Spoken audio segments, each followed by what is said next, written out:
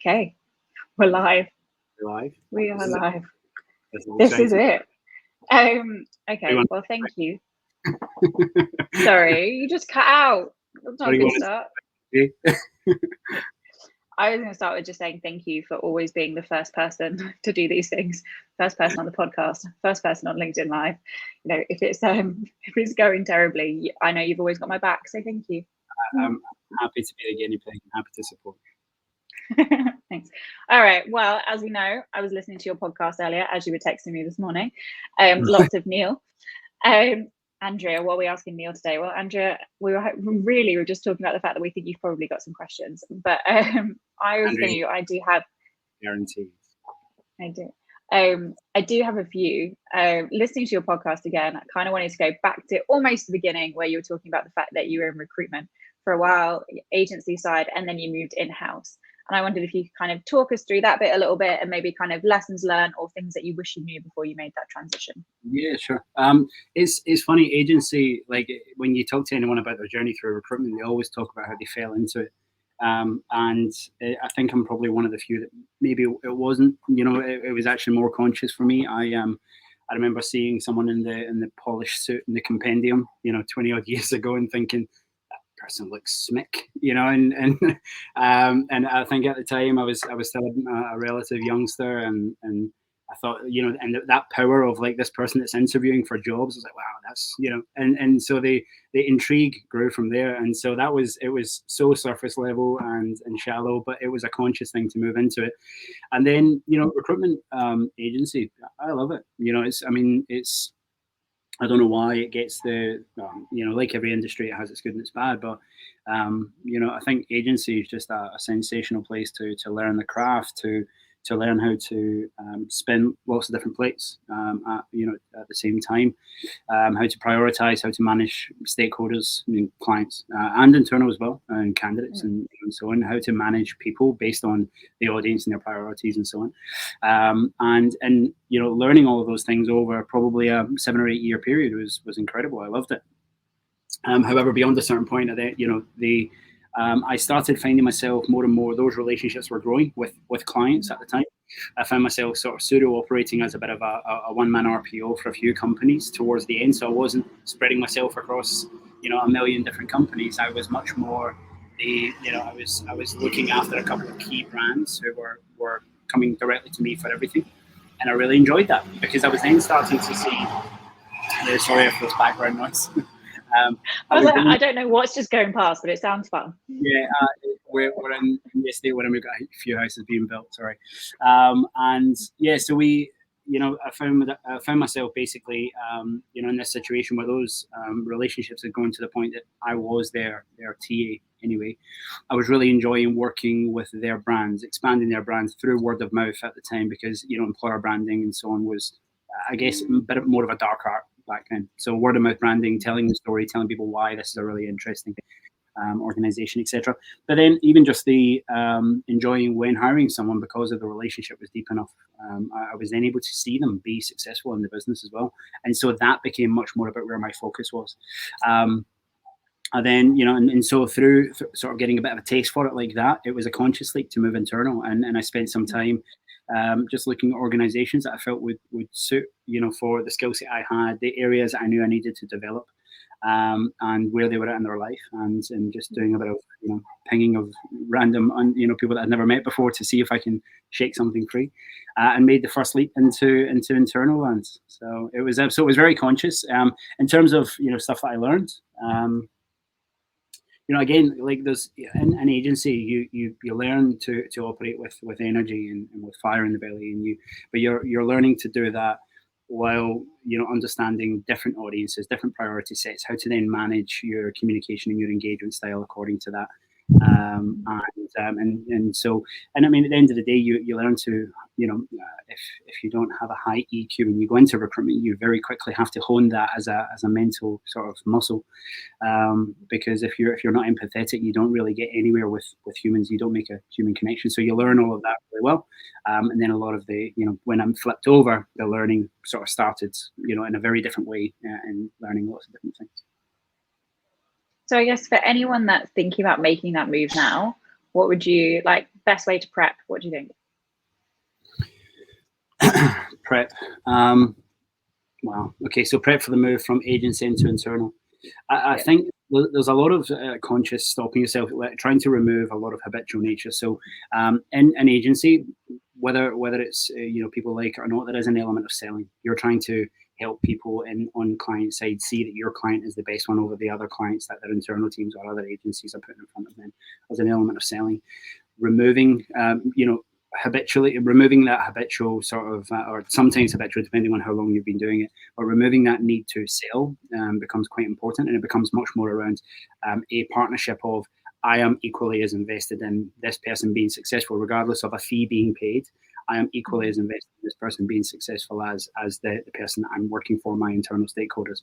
So removing that element of selling and being willing to put much more rigor around your decision making, trying to bring the tangibles from it, the data and so on and so forth, but trying to add more rigor, more substance to your decision making, and then partnering with your internal stakeholders a lot more as opposed to selling to them. That's one thing. And a lot of that is just, it's a bit of a changing of the lens. When you go from agency to internal, you do find yourself sort of, you've got into a default style and you apply that style and then you refine it over time. So I think the more we can be conscious of you're not there to sell anymore. You're there and as you're invested as equally as invested as those stakeholders in the success of the business. So therefore it's important. You just look for what is the best outcome for everyone involved. So that's one thing. I think being a bit more strategic by approach is quite key. So of course there is always going to be an element of you want the right bums on the right seats, but when you move internal, depending on where the business is at, depending on, for example, what stage of life are they at, what size are they at, are they a scale up, are they just going to go for organic growth over a period of time, are they looking to globalize, are they looking to regionalize? So many moving parts. And so being able to sort of go in and think on what their unique challenges are, what skills you have in your arsenal that you can deploy straight away to try and get some quick wins happening, but then what are the other things you need to look at? And that can be everything from strategic approach. It can be, do you need to employ employer branding early, or can we focus on more of the tactical and the system-based stuff? What architectures are going to work? It can be, I guess thinking longer term as opposed to thinking for that month, what is my billings that month and so on. I think that's going to be a key one as well. So those are probably two key ones that I would look at. Awesome, thanks for that. Michael has just sent in a question. Obviously, it's a great one because it's from Michael. I'm worried what the question is going to be straight off. It's awesome. So Michael said, given Neil has built so many businesses, what are 1 or 2 cheat codes you would tell someone if they were going to deliver high growth in the shortest period of time? When you're developing your strategy, don't be linear and don't focus on just the long term. Have the short-term play, the medium-term play, and the long-term play, and have streams of it running in parallel. So going into any business, look at what your quick wins are. Is it just tactical? Is it methodological? Is it process? Is it just augmenting? Look at the stuff that you can, immediately get on top of that will start moving you towards the organizational goal. The medium and longer term stuff is the stuff that you're probably going to have to go on a bit of an education journey with the business to uncover what that looks like. So you can still be, putting the pedal to the metal early and getting some runs on the board and doing what you need to do in the short term, while you're uncovering via lots and lots of meetings, catch-ups, understanding what the business needs, why they need it, who the power brokers are, who the key stakeholders are, who's, understanding the business more and understanding what the business needs are. And as you uncover more and more of that, you then can start to build out your medium and longer term plan. Now, what I've generally found though is the short and longer term, the medium is normally just that transitionary phase from the short, just the tactical focus to the strategic focus. But basically not going in with I'm just going to go in and just put bums on seats and that's it. Otherwise, you'll always just be where you've always been. Look to go in with the mentality of, okay, what is the ask of me as I've been brought in? I'm going to look to put some of the tactical stuff in place to make that happen now. Also then be mindful that you've been brought in because you're the expert in what you do. And so even though you're asked to do a certain thing, you can use your expertise, you can use your engagement, your engagement capability to uncover a hell of a lot more that the business didn't even know it can achieve. That's when you can start uncovering that, going a hell of a lot deeper, and then putting that into your strategic longer term objectives, and then building out your strategy according to all of those 3 things. And that can be everything from, again, it can be processes, methodologies, it can be architectures, it can be strategic, it can be longer term, it can be globalizing. There's so many different layers to that. Don't go in with a I think the old analogy was if the only tool in the shed is a hammer, every problem begins to look like a nail. Try not to go in with that mentality. Go in with okay, I'm going to uncover things and then start problem solving and have the different streams of work that you can, your BAU, your project, and your longer term. Awesome, love that. I guess as well, like back to Michael's point, like you do have, you've got more than one job and you have more than one business. Like one of my things is like, I have no idea how you fit it all in a day, in a week, whatever. So like, how do you work out time management, but then also how do you work out priorities? Because I'm sure at any given point, each one of those businesses has something that they're screaming at you that they need you to do. Thankfully, one of the businesses is a coffee business. Yeah. I mean, look, to be honest, a lot of it comes down to control. From a really early phase in my career, I've been I'm a bit OCD on trying to retain as much control as I can, so that I can make things work in the way that I perceive to be right. And it's not like an isolation thing. Working with other people the way I perceive to be the right way of doing things. So an element of it is control. Over the last couple of years, it's probably become a little bit more acute for everyone, not just me, but over the last couple of years, absolutely everyone in one form or another has felt that they've lost an element of control that they had prior to COVID coming out, because we've been forced into and had to do a whole bunch of things that has been difficult for a whole bunch of different reasons.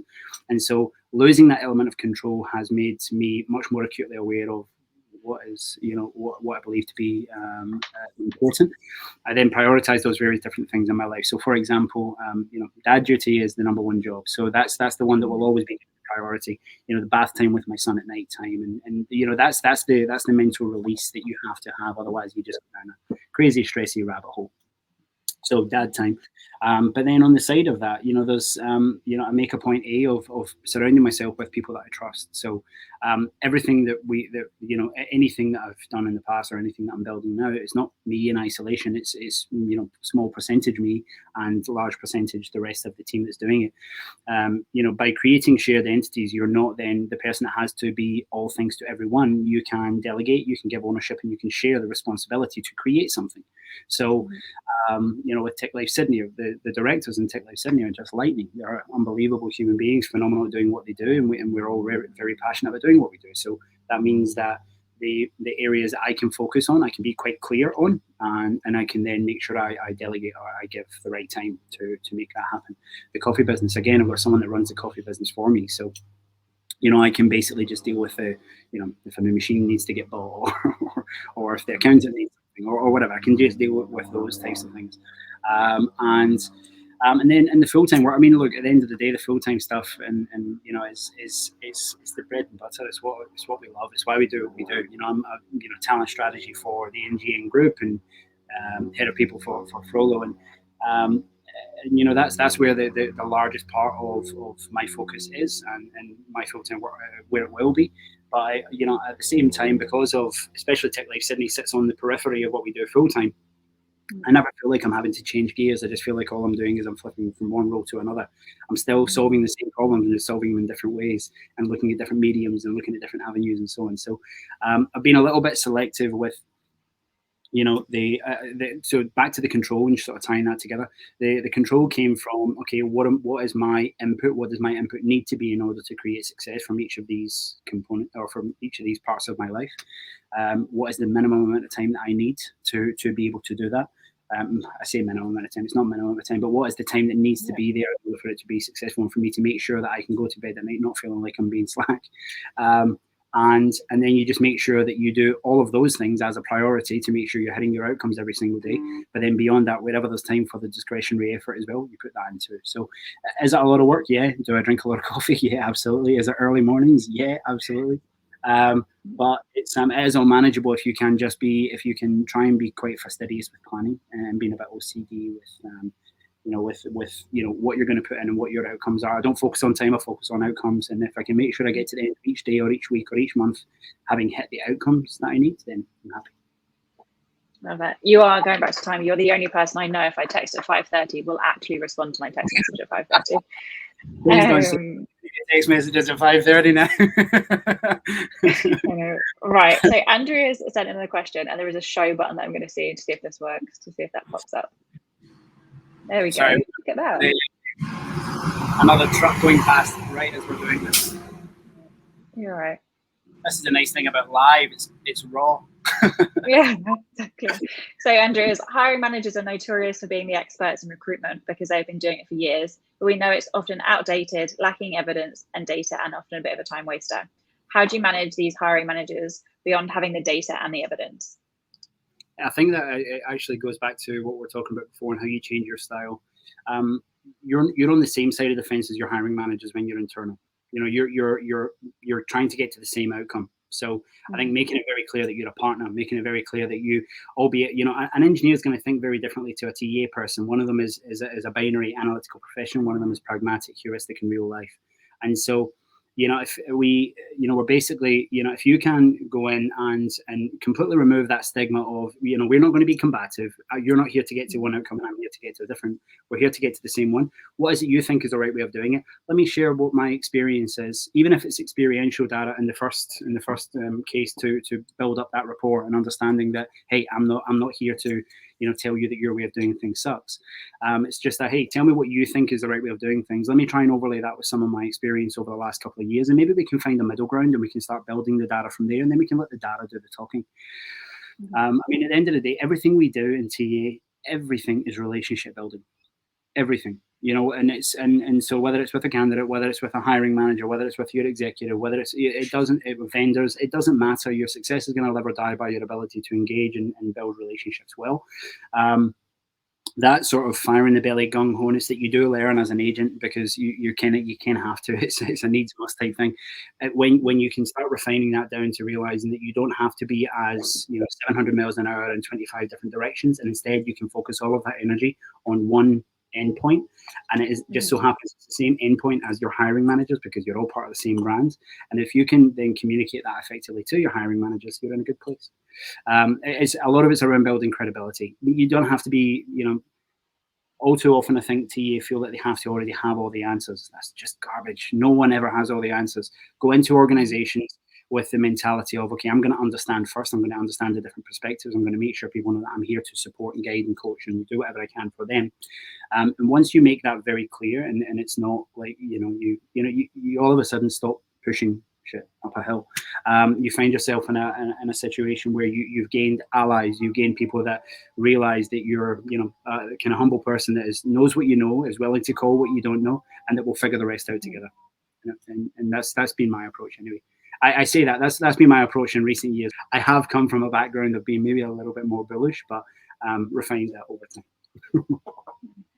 I guess on the credibility piece, because I totally agree with everything you said, but I guess when you start a new role, how do you build that credibility quickly, or how do you get to that point quickly so you're not having to build credibility and trust and everything over again before you stop pushing shit up the hill, kind of?